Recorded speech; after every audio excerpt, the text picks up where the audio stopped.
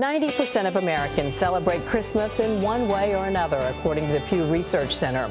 The holiday began in the 4th century when church officials chose to honor the birth of Jesus. But several customs we've come to associate with modern-day Christmas actually evolved from ancient pagan traditions celebrating the winter solstice. Historian Kenneth C. Davis is the best-selling author of the Don't Know Much About series, which we love.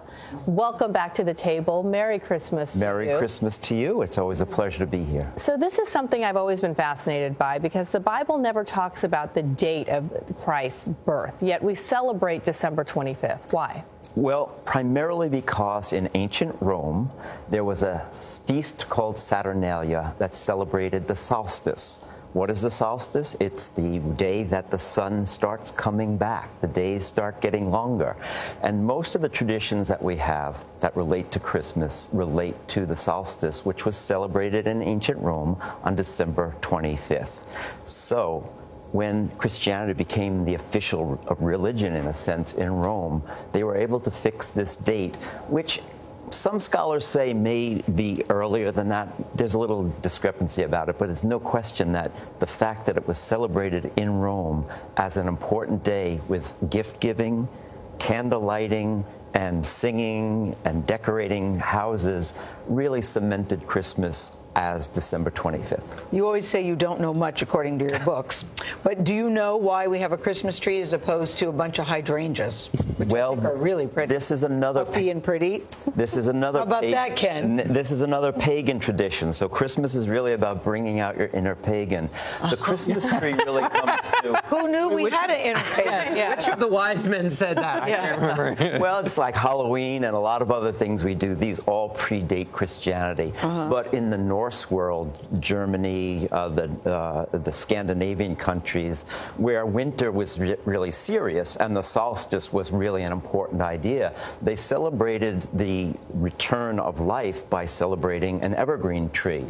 When Christianity came in, they started to use the evergreen tree, the pagan symbol, as a symbol of the tree of paradise.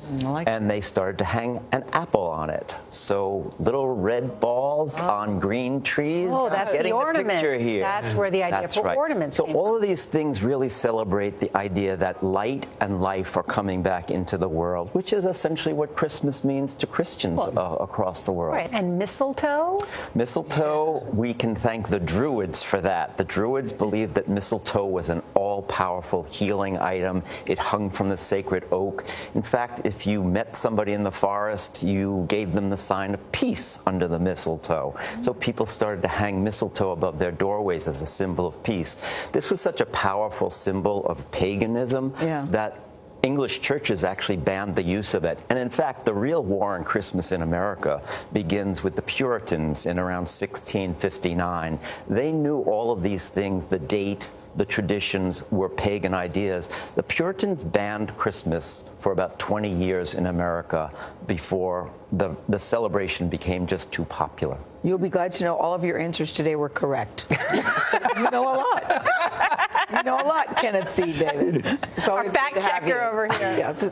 Merry good to have you at the Christmas table. to you, Kenneth Davis. This does not take away, we're not the Grinch spoiling it here. It still has all the meaning that it has, but we can celebrate it and understand where these things come from. Good day to you with your favorite grandchildren. I look forward to that one day.